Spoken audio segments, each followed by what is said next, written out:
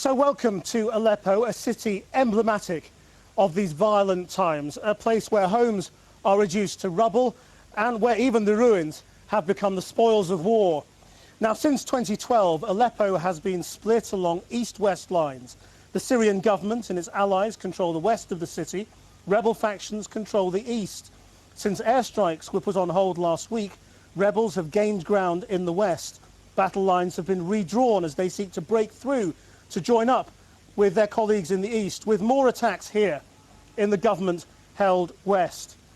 Now, if the world does stand at a crossroads, the war here in Syria stands right at the centre of it all. And as I've been finding out today, families are suffering the agony of death and violence never very far away.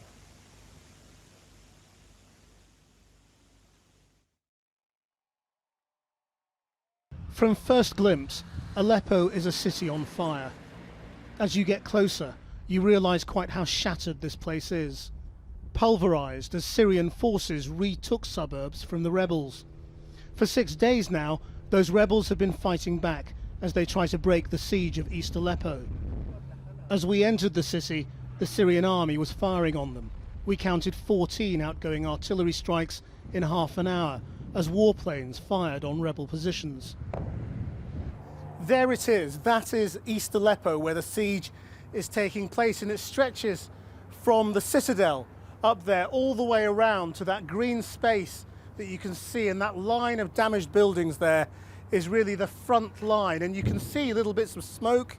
That's a piece of outgoing artillery fire we just heard, but there are smoke fires dotted all around that area.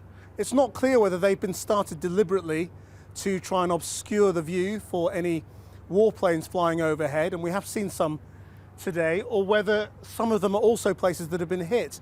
But over there is where much of the fighting is taking place, because the rebels are trying to break in from territory they have on the outskirts of Aleppo to link up with eastern Aleppo, and so there's a lot of firing going on at that end of the city.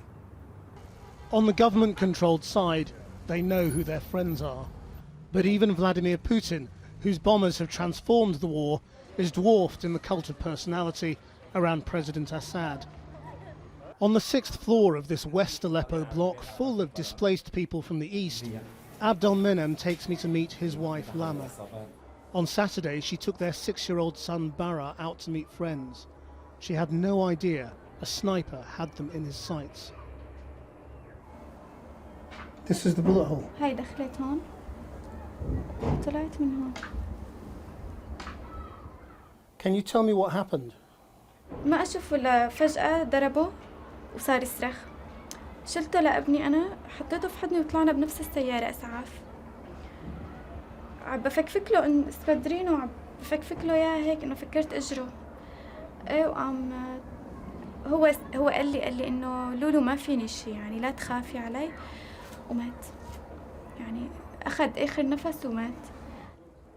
Bara's father keeps a treasure trove of pictures on his phone, and the shocking video of his only child being buried 3 days ago in a cemetery that is now itself under rebel fire, so they can't visit.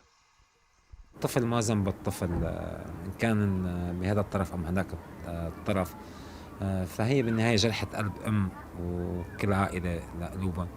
يعني نحن ما بنتمنى هذا الشيء ولكن رايدين هذا الشيء. يعني نحن حلب كانت هي مضيئة بالحياة، مضيئة بالنور.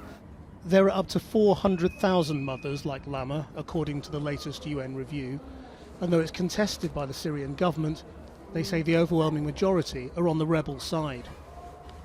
So many mothers over there have also lost children. Do you feel like them now? هلا أنا أي أم عندها شعوري، أي أم بيروح ابنها بتنجرح، بس ما مجبورين إنه يبركوا هنن هنيك. يعني أنا اليوم ليش ما ضليت هنيك؟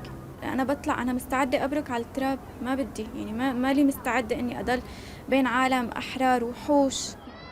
For now, Lama has no choice but to live in this agony, looking out over the East Aleppo she used to call home, while the rebels and Syrian government fight for control.